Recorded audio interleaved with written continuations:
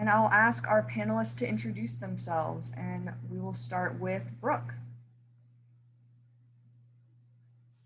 All right. Hey, y'all. My name is Brooke O'Bryant. I am a regional recruiter with a company called Hajoka.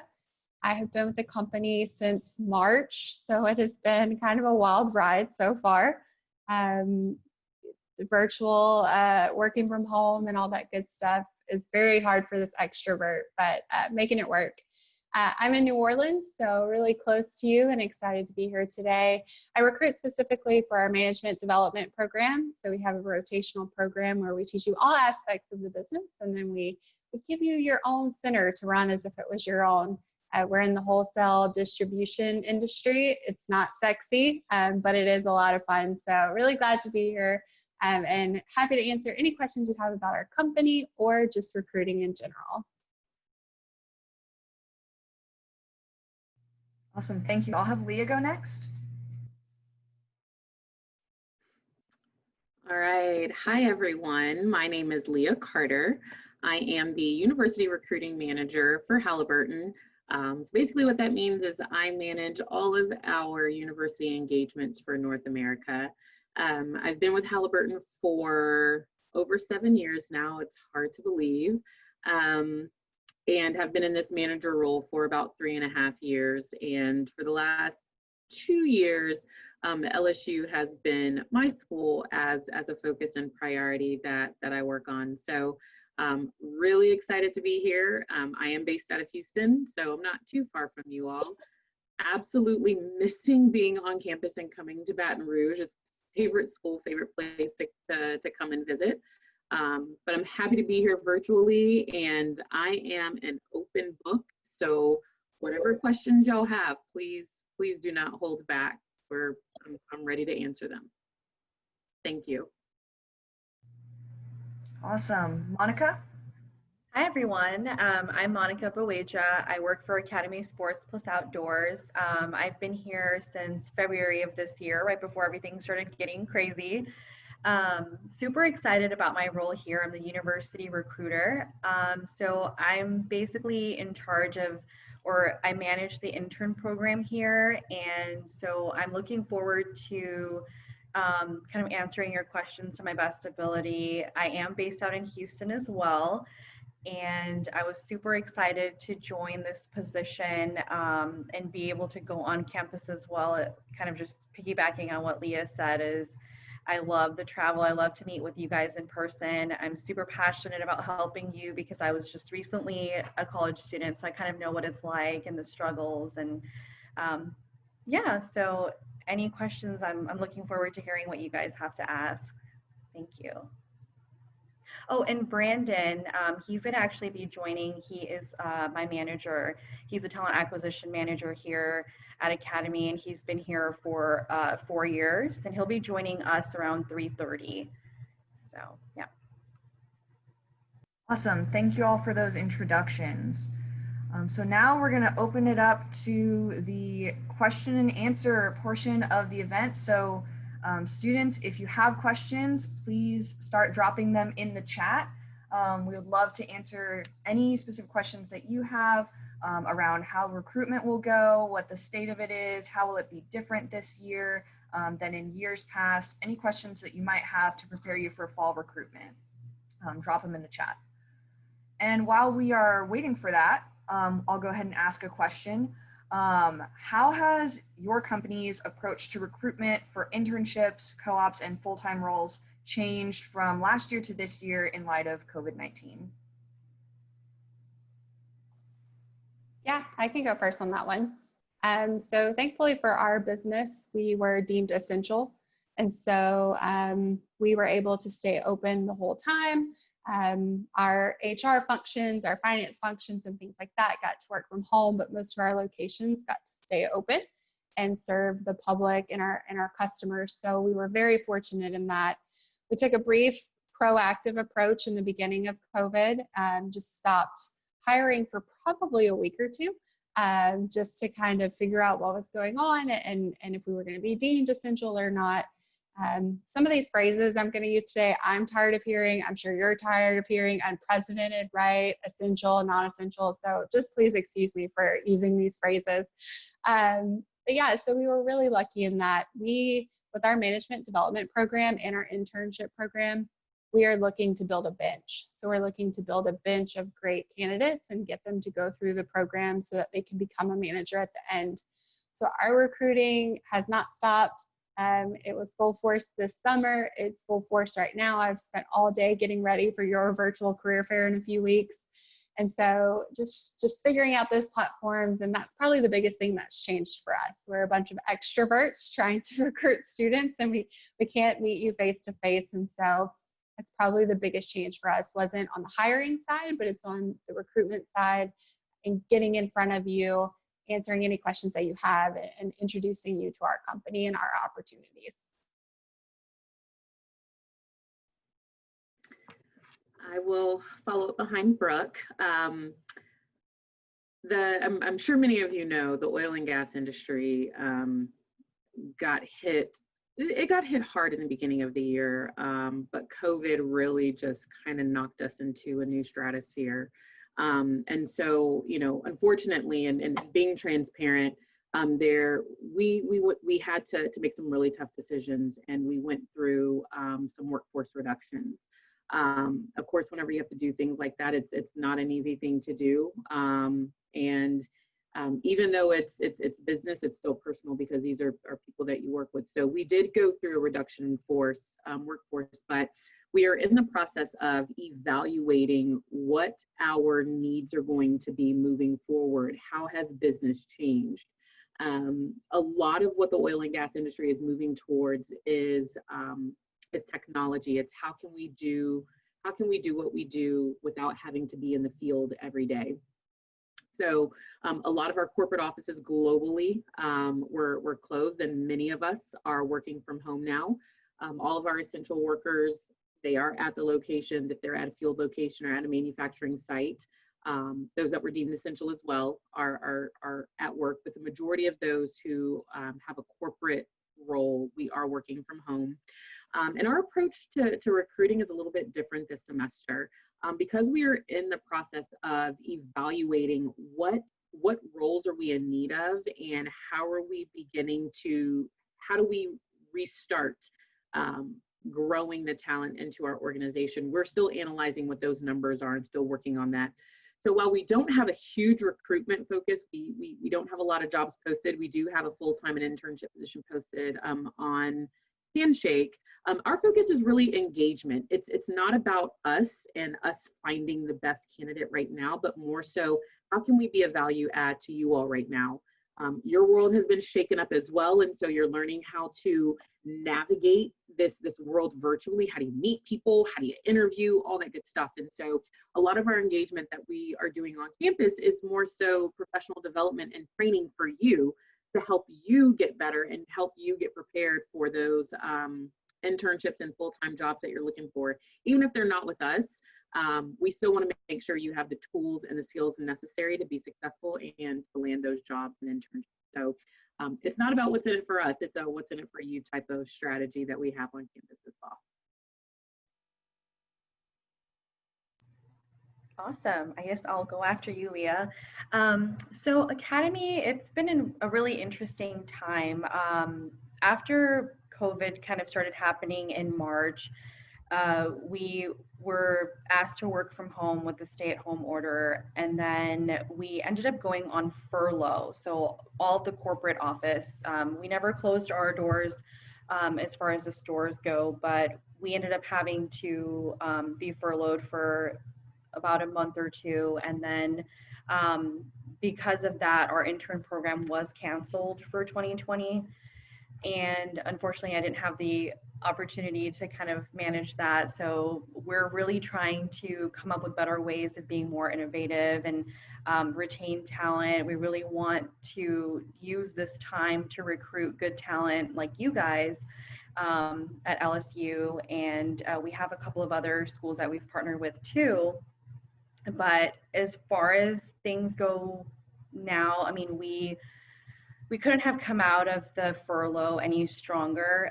Like I said, since we didn't close our stores, our sales have been really great. I mean, I'm sure you've heard on the news that a lot of retail companies are struggling right now, but I'm super fortunate to be at a company where we don't have that issue, and we have the ability to still continue to hire talent, and we're able to take talent from the people that are, sorry, like the companies that are affected by the pandemic and just the economy in general. So that's, I think, the good news is we have potential opportunities for you guys that are graduating, and as well as the intern program. It's for sure happening next summer. So hopefully that kind of gives you guys a perspective on what's happening here. So we have positions even posted now, and our recruiting department is super busy. So yeah.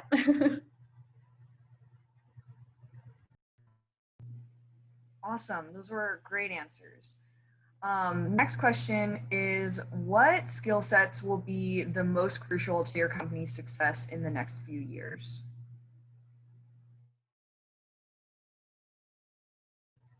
I guess I'll go first this time. One of the main things that I can say is Academy is really trying hard to push the technical aspect of things, especially the e-commerce. So our website, curbside pickup, I've heard it a lot about e-commerce. So I think it's super important for the talent to kind of be aware of that aspect, and then just be open. I mean, being here at Academy, the opportunities are endless. So as long as you have an open mind, if you get your foot in the door, there's no say that you can switch gears after a couple of years. Like I would say 2 years is what I've seen here. So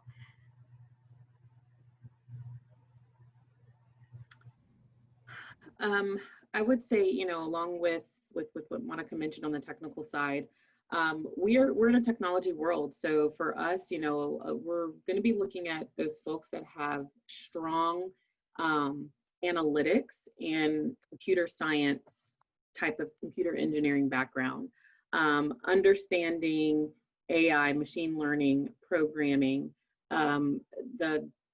The oil field is going technical, and so having individuals who have that technical skill is really going to be huge for us from the engineering side and from the operational side, because we've got to be able to learn, understand, and dissect that data and those analytics that are coming in. So that's super important.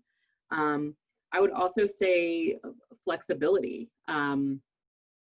We're in a whole new world, hopefully a better normal than what we had before, but definitely being able to be flexible and adaptable to changes. Changes are inevitable, and having that mindset of understanding that it will happen, and knowing how you process that and how you handle that is going to be huge as we bring more technology into the oil field. Having that flexibility and adaptability is definitely going to be huge. But from a technical standpoint, computer science, that programming, AI background is definitely going to be key. Yeah, so for us, it's completely different world. We are looking for kind of those soft skills. We're looking for people who want to be in management. We like to say that we don't have employees, everyone's a teammate, they're your team. And so we're looking for people who want to be a part of that world and want to help professionally develop their team. To, of course, profits are always important, so help the business be successful in that way. Of course, you're going to have to read a profit and share statement, so those kinds of things are important. But we're looking for the kind of the other side of the coin, kind of those people who just want to help build relationships with customers and with their team, and just be successful to run a successful business. So we're looking for those with entrepreneurial spirits, who may want to own their own business one day. We're kind of giving you the keys to own your own business, even though it's our business, but you get to run it how you see fit. And so that's what we're looking for. We're looking for those who want to invest not only in themselves and in the company, but in others. Looking for management majors or marketing majors, or construction management's always a great fit, anything in industrial, and a few engineering aspects. So that's what we're looking for, which is a little different. I come from the IT world, so plumbing is a whole different arena, but we have a lot of fun selling toilets to people. It's more fun than you would think, and so that's the things that we're looking for.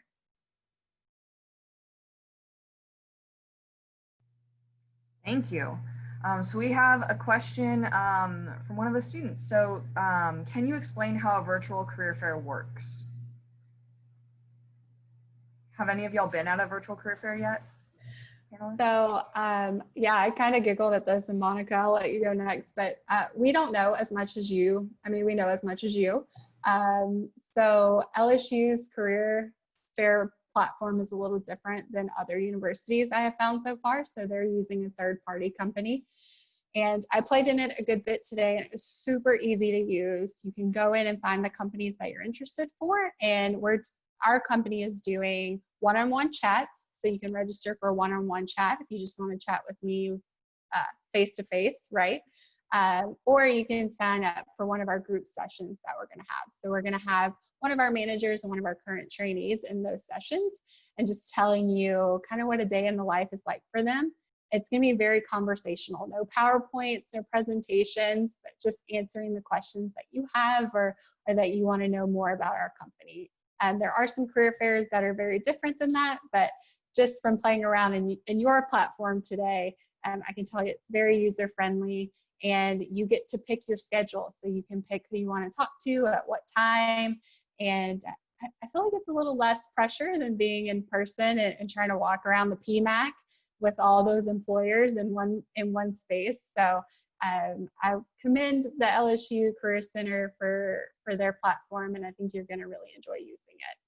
We don't have any other choice, but you're going to enjoy it anyway.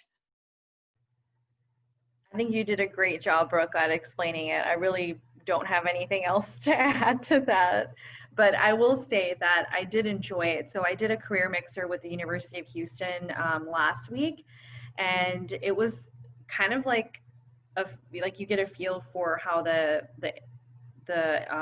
career fair is going to be. So we had the opportunity to do one-on-one, which is what I think Academy prefers versus a group setting. We'll have to play around with that, but it's kind of neat because, and I actually prefer this more. I mean, as much as I love interacting with the students and from face to face, I think it was really cool because you kind of don't have to worry about the people that are behind you, and there's like not many distractions going on. You know, it's just really one-on-one, and I felt that it was really easy to interact with the students. So I think you guys will enjoy it a lot too, because like you said, you just choose whatever schedule you want to, and that's really good for us too, because we get to do it from the comfort of our office or our home. So So I've got a little bit of a different take. I have yet to participate in a virtual career fair. And as I said from the beginning, I'm going to be very transparent. I still have yet to be sold on the benefit level of the virtual career fair compared to how it is in person. We actually won't be participating in many career fairs this semester, primarily because the jobs that we have are limited. And so our focus is really, as I mentioned, what's in it for you all. And so we have a lot more targeted and very intentional types of engagement that's on campus. But I'm interested to hear how it goes. I'm one of those people, I like to be in person. I feed off of that energy. And probably I would say the big thing for us is the thing that we like about in-person career fairs is we're not a consumer brand. So if you did not grow up in Texas, Louisiana, or Oklahoma, chances are you're not that familiar with Halliburton. I'm from Florida, so I'd never heard of Halliburton. I didn't even know oil and gas industry was a thing. I just knew Chevron was the gas station up the street, and that was it. But when you're not a consumer brand like a Tesla, a Google, an Apple, Uber, getting that interest can be a little challenging. And so for us, the last couple of years, we had some pretty cool giveaways. And so students would just come to our booth because, oh my gosh, that's such a hype shirt. Like, where'd you get that shirt? And they would come over. But we don't have those fun things this time. And so, I wonder, how do you get those unknown candidates who have never heard of you? How do you get them to come to your booth if there's nothing that really draws them in, essentially? So I'm looking forward to hearing how it goes from a virtual standpoint this semester. But everything that we're going to be doing is going to be engaging with the student orgs and doing events directly with the students. Awesome. That was great feedback and insight. So switching gears a little bit, is there a part of the recruitment process that you see a lot of students trip up on, and they kind of struggle with it? And how do you have solutions on how students can overcome that?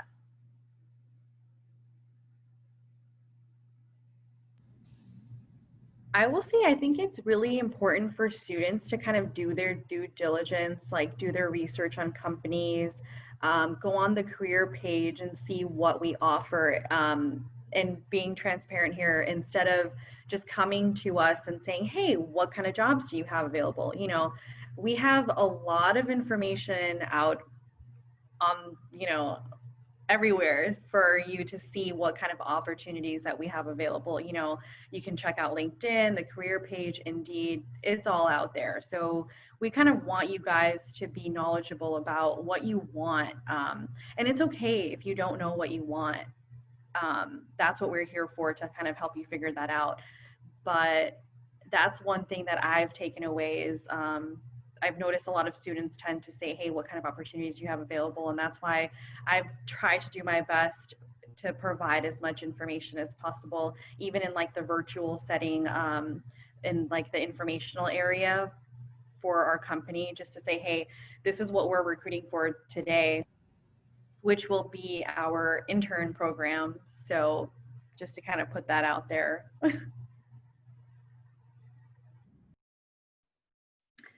Yeah, to piggyback off of what Monica said, I've seen so many times students will come up and say, what do you do? And there is a time and a place for that, but at a career fair is not the time for you to come up and say, so what do you do?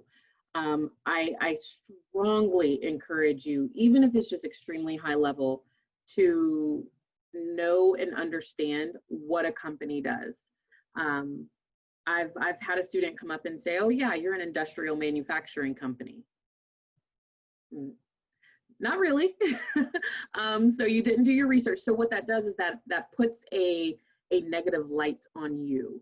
And it makes you memorable in a negative way. Oh, that's the person that didn't know what we did. So I would absolutely, at a very high level, just look up, what does the company do? You don't need to know the latest news releases, know the new technologies that are coming out, unless that's your thing and you get off on that, then more power to you. But just know what a company does when you walk up to them. Hey, I know you're in the manufacturing industry within aerospace, but can you tell me a little bit more in depth about what the breadth of your business is? And that will give us an opportunity. Okay, wow, you know something, but you want to know more. So absolutely make sure you know what a company does before you walk up and introduce yourself. Yeah, I'll agree with that 1,000% every day. I think another great tool is going to be, I know it's overwhelming. I'm sure you don't know what to ask. We don't know what to tell you. That kind of situation right now. The biggest thing for me lately with recruiting is I've been using Handshake and LinkedIn a lot. And I think the biggest thing that I've seen so far is your LinkedIn profile may be updated, but your handshake page isn't.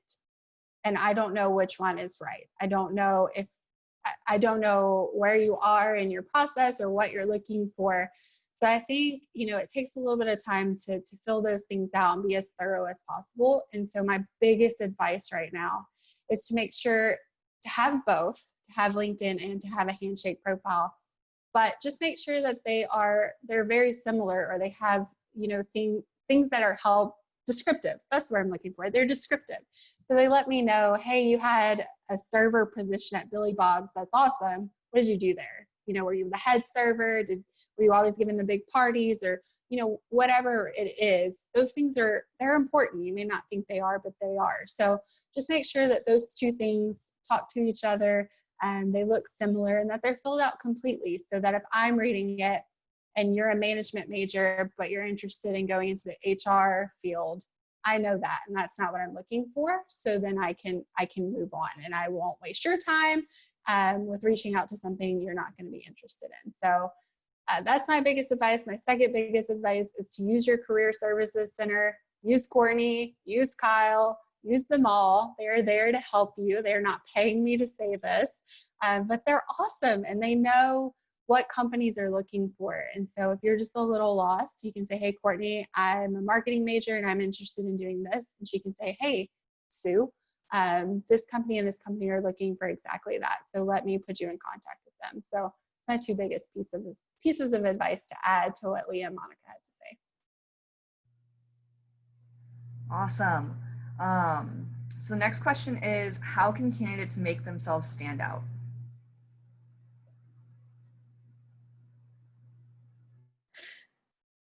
Yeah, I'll tag it on to what I was just talking about. I think that normally you would walk up to someone at a career fair and hand them your resume and have a couple of minutes to walk through it. You're not getting that luxury right now, so everything is just virtual. So just making sure that your virtual presence is as strong as your in-person presence would be. It's just really important right now. And it's not fair, and I'm sorry, it's not fun, but that's just kind of where we are. And so just make sure that you're being honest and open, and just have those things fully updated into what you're looking for. Because like Leah said, we're recruiters first. We love our companies and we want you to come work for us, but we're here to help as well. So if you guys have any specific questions on that, we can help, but just make sure that's just updated and just very transparent about what you're looking for.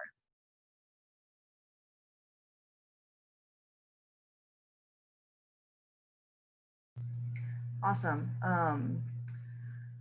All right, so with potentially limited internship opportunities in some industries for the upcoming year, what would you recommend to students that they do to continue to work towards their career goals if they cannot get an internship?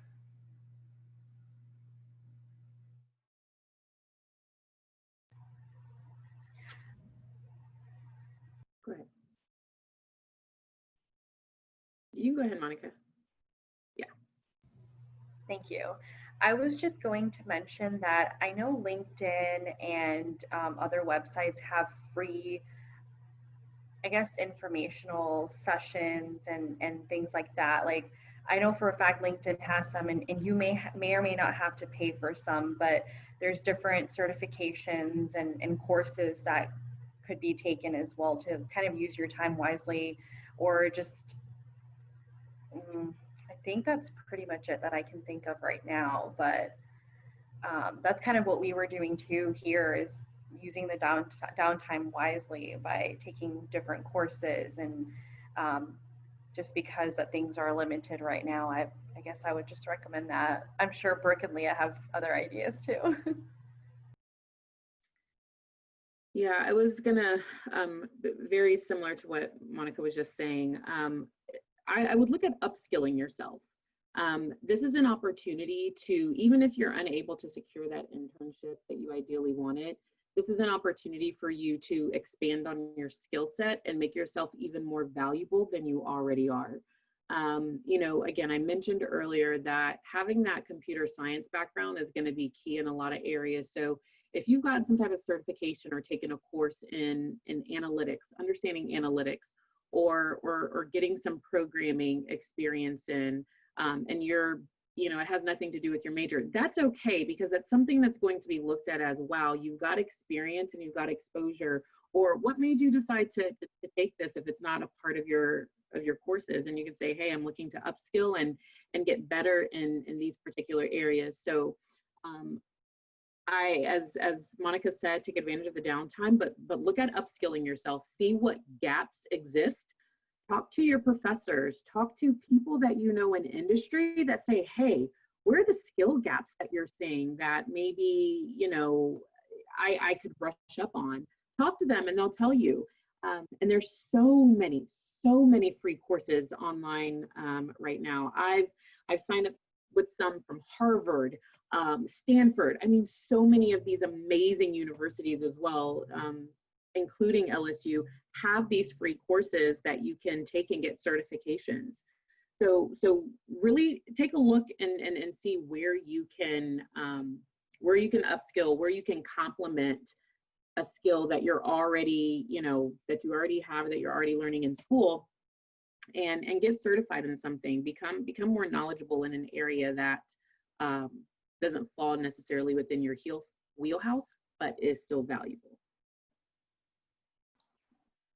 Yeah, and I think my advice, just to go along with that, is maybe look into the industry that you're interested in and see if there are any businesses or offices in your town. So if you're interested in being a lawyer one day, maybe reach out to a few of the lawyers in Baton Rouge and say, hey, I'm just, you know, internships are kind of not happening right now, but is there a way to job shadow for a day? Or can we have a 30-minute phone call where you just tell me, you know, what it's like to be you for a day? I think it's at this point in your college career and looking for a career, you're going to have to come out of your shell just a little bit and make things happen for yourself. And it's an exciting time, but it's also really scary. So I think anything that you can do to just get that background knowledge. My internship when I was in college made me realize I did not want to do that for the rest of my life, which is a blessing. But still, sometimes it can do that for you. So I think just the more information you can get, not just from a YouTube video that someone has put together, because that shows you all the fancy good things, but just sitting down with someone and having a conversation about what that life really looks like every day is really insightful as well. Awesome. So this kind of goes with what you were saying, Brooke. Networking is often stated as one of the most effective job search strategies. So what tips would you give to students to help them get started networking? And how do you recommend that students maintain those relationships that they build? Yeah, so my biggest tool lately has been LinkedIn. And so I'll just speak from that perspective. So as a recruiter and who is new to the company and new to recruiting these universities for what we're looking for, I went to LSU's marketing department. I'm just going to use marketing all day today, but went to LSU's marketing department and found a list of all the professors that teach there. So then I went to LinkedIn and I connected with them. I follow the content that they're posting and I can go through their connections to find students who have that major or have that skill set that I'm looking for. So after this meeting, not now, but after this meeting, go connect with your professors, go connect with your department heads, go connect with the leaders of your student organizations, go connect with your career services office, go connect with me and with Leah and with Monica. Even if you're not interested in our industry, that's okay. We're connected with each other. And so that's going to open up plenty other doors for you. So if you can't network in person, then we're going to do it virtually. So go find those platforms where you can connect with people and use your professors. I connected with a professor the other day who has 2,000 connections. And so I was able to see his connections and connect with some of them, and I wouldn't have found those students otherwise. So use them as a resource, and yeah, go connect with us. We're here to help. Yeah, great. And I've got two things for you all when it comes to networking. One, to what Brooke was saying about that virtual connect on LinkedIn, I'm going to challenge all of you guys to go onto LinkedIn, connect with us. And when that connection notice pops up and it asks if you want to send a note, just say, hey, I attended the panel this afternoon. I thought it was really informative. Thank you so much for your time. I'm looking forward to seeing you when you come back on campus. Let me tell you, that goes a long way. I remember anyone who adds some type of note that says, hey, here's how I know you. I'm not just connecting with you out of some randomness because, ooh, I like your picture or whatever it might be. There's a reason why you're connecting. So I'm going to challenge all of you all to go in and find us on LinkedIn, connect with us, and send us a note and let us know that you were there. That's powerful, and it helps to make you memorable in a positive way.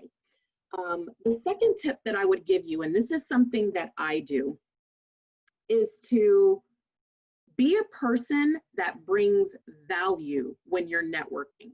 And when I say that, I say this, in order for those networks to really start to turn and bring some ROI into your life and what you're looking to do, you may have to give away something for free. And that something for free could be information. So let me tell you something that I do.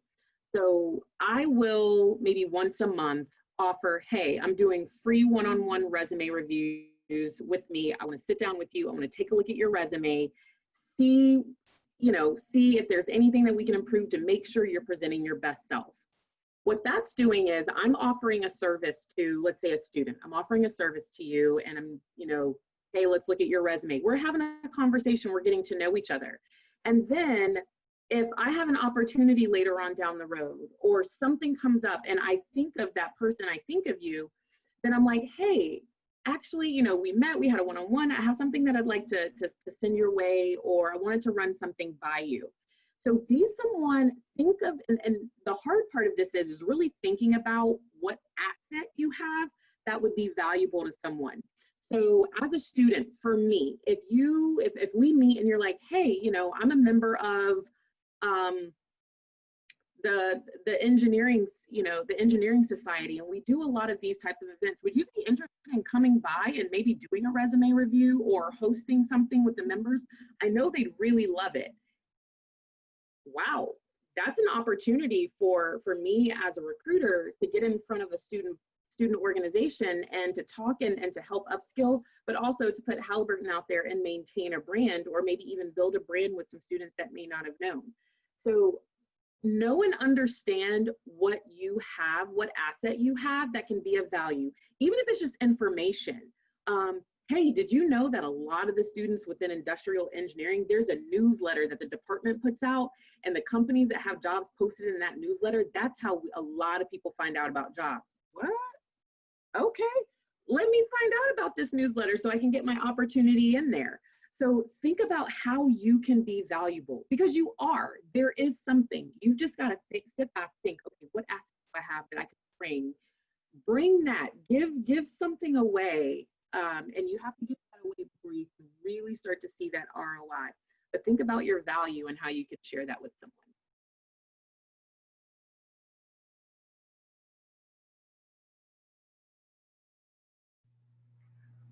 All right.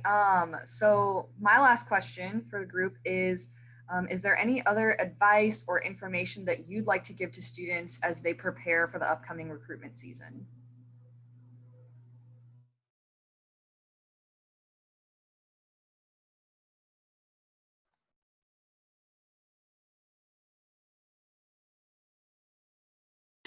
Okay, I'll go first.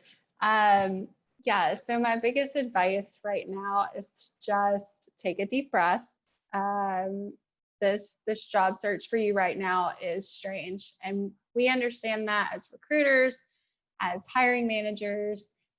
We understand that. We also understand that you are students first, so you are just trying to get out of this semester, doing things not in the normal way. So we understand that, and so just take a deep breath. And then my second thing would just be, we're working really hard to be be with you this semester as much as we can. So like our company specifically, we're planning a trivia night where you can compete to win gift cards. We're going to have a sales competition where you'll submit a video to be part of that and hopefully win $1,000 if you win. And we're doing things like that, just not showing up for the career fair day. So we want to be a part of your semester. We want to do fun things with you and help you just get through the semester and hopefully give you a little bit of money along the way. So look out for those things. Look out for companies who are sharing their values right now, or their stance on things that are going on in the world, and make sure that you're looking for companies that align with that as well. It's okay to ask. If you're talking to me and you want to know what our company's policy is on diversity and inclusion, ask me that question. I want to answer whatever you want to know. I want to answer for you, and it's going to be the truth. I'll tell you the truth, I promise. Very transparent, like Leah said earlier. So that's my advice right now. Just we understand that you're students first. We're trying to give you as many different avenues to connect with us as possible, so that we can either help you be a part of our company, our family, or find the right fit for you. And so use us as a resource, and don't be scared to ask questions. And hopefully I'll see you at one of our events or at an event soon.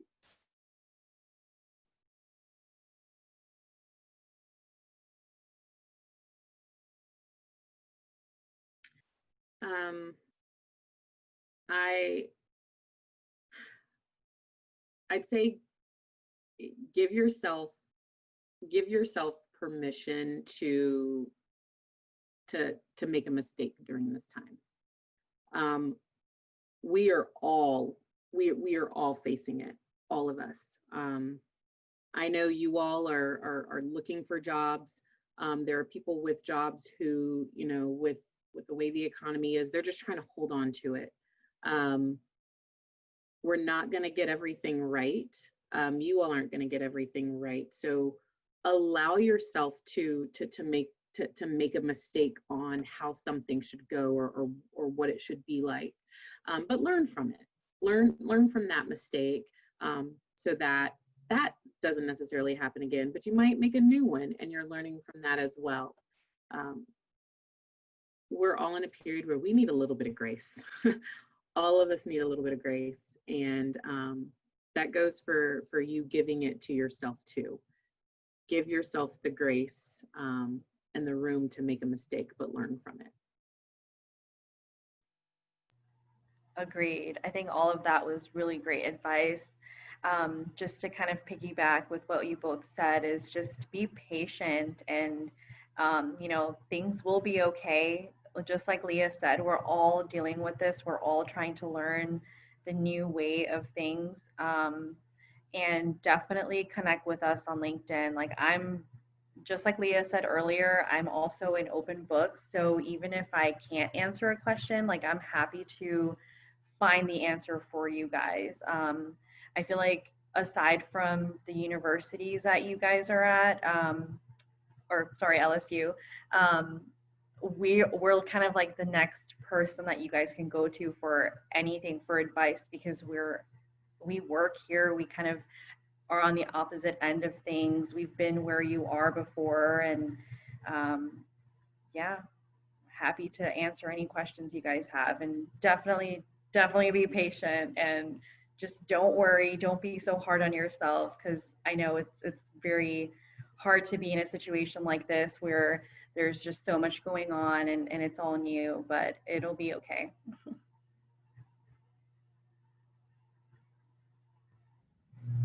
Thank you. That's really great advice. We have a question in the chat.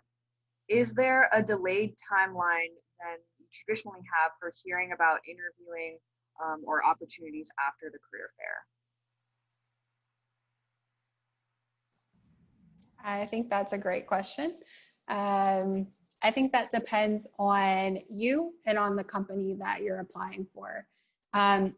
Me, I'm new to my role, and my company is very competitive. And so I am looking to fill positions quickly. I'm excited. I want to go quickly. So I can say, hey, I've done, I want to, that's just selfish in my part, but I want to go quickly. So I'll try to go through the process as quickly as I can with follow up and getting you to the next steps of our process if we think that it's a mutual fit. But I also respect that you are a student, you are in a virtual world that you're not used to, you're on campus, you're missing football, you're missing all the things. And so I respect that as well. So I think that just depends on you and on the recruiter and the company that you're working with. Like Leah said, it's just a grace period right now. And so we just kind of have to work with each other to figure out what works best for the both of us. So if you're dealing with me, I'm going to be your biggest cheerleader and try to push it through as quickly as possible. But if that doesn't work for your timeline, then I'll slow down, I promise, and then we'll work for your timeline too. So like I said, I think it just depends on what you're looking for and the speed you're looking for, and then also the need of the company.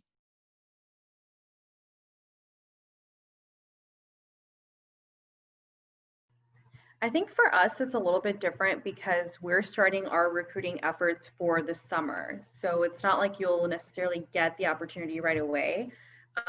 Once the career fairs are over, I'll be starting recruiting efforts and kind of touching base with the people that I'm speaking with at the universities sometime in October. And we do want to fill all of the positions before January, So just to kind of give you a timeline of what we're looking at to fill our roles, we want our intern program starts at the end of May, beginning of June. So hopefully that kind of helps answer your question as far as what Academy is doing.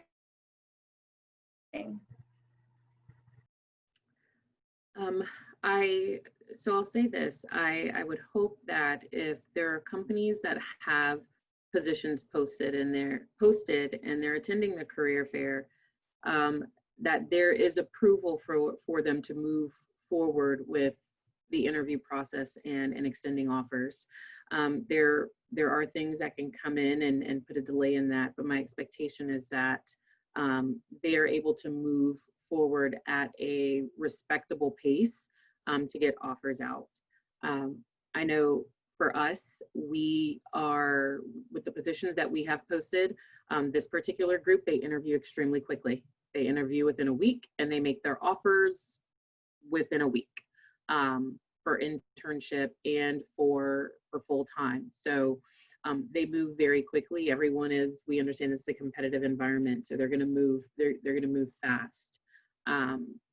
We don't have, the one thing that we don't do, and hopefully there aren't a large number of companies that are doing this, but we're not going to post something just to try and get applicants when we don't have a job and we're not planning to hire. That can happen. So if we are posting on campus, we are posting very intentionally because we are looking to extend an offer on that position, whether it starts in January or whether it starts after you graduate. The intent is to extend an offer and not just to build a pipeline of potential candidates.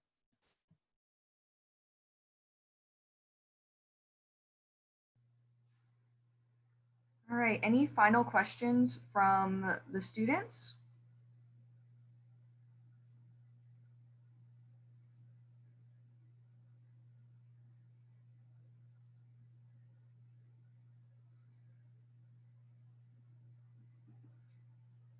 All right, so if you do, feel free to pop them in the chat real quick.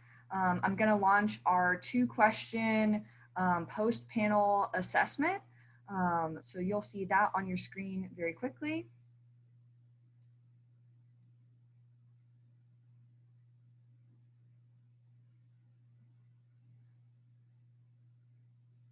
And while you're doing that, thank you so much to our panelists for joining us today. You gave us a really, really rich set of information. And I know that students are going to walk away from this much more prepared for the recruitment season. So thank you so much. And thank you to all of our students attending the session. I hope that this was really helpful. I see some thank yous going in through the chat, so that's awesome. Yeah. And for You're all of our welcome. students attending, we have 3 more virtual career panels coming up the rest of the semester which you can see on the screen. They're going to be Thursdays at 3 each time. So you can register for those in Handshake.